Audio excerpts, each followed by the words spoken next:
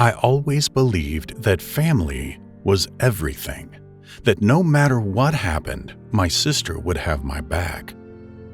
But I was wrong, because while I was busy trusting her, she was busy stealing the one person I thought would never betray me, my husband.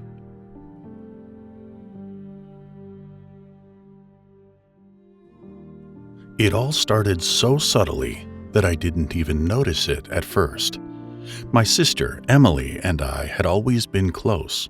We grew up doing everything together, and despite our occasional fights, I trusted her more than anyone. When I met my husband, Jake, she was one of the first people I introduced him to.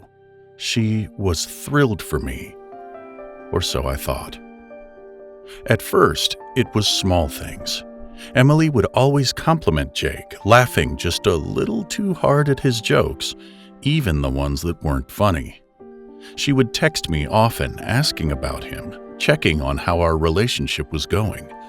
I thought she was just being a caring sister, but looking back, I realized she was gathering information.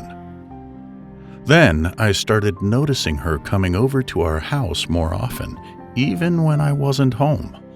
At first, I brushed it off. She and Jake got along, and I liked that. But something about it felt off. I began to wonder why she was suddenly so interested in spending time with him even when I wasn't there. One evening, everything changed. I was cleaning up the kitchen when Jake left his phone on the counter. A message popped up. It was from Emily. "I can't wait to see you again. Last night was amazing."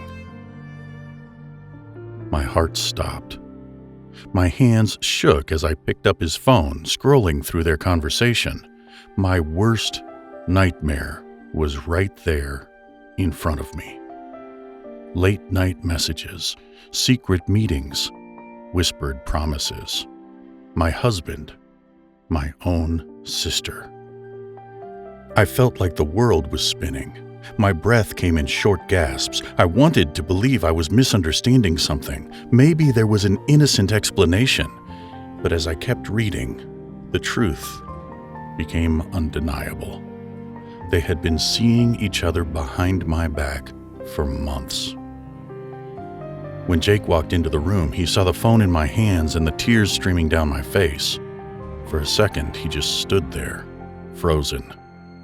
Then, he tried to grab the phone, but I pulled away. "What is this?" I asked, my voice barely above a whisper. He stammered, trying to come up with an excuse, but I wasn't interested in his lies. I needed answers. I called Emily. When she picked up, I didn't even let her speak. "How could you do this to me?" I shouted. "You're my sister!" There was a long silence before she finally spoke. "I didn't mean for it to happen," she said, her voice small and shaky. "It just happened." I felt like I was going to be sick. The betrayal cut deeper than anything I had ever felt before. I hung up the phone, unable to listen to another word. That night, I packed a bag and left. I couldn't stay in the same house with the man who had betrayed me. I stayed at a friend's house, crying until I had no tears left. The next few weeks were the hardest of my life.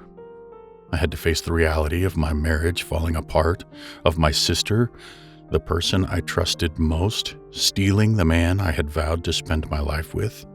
Family gatherings became unbearable. People whispered, took sides. Some tried to tell me to forgive, but how could I? How could I ever look at them the same way again? In time, I realized that their betrayal was a reflection of them, not me. I wasn't the one who had broken trust. I wasn't the one who had ruined a family. And I refused to let their actions define me.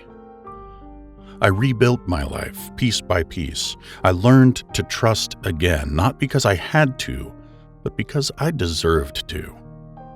And most importantly, I learned that sometimes the people we think will always be there for us are the ones who hurt us the most.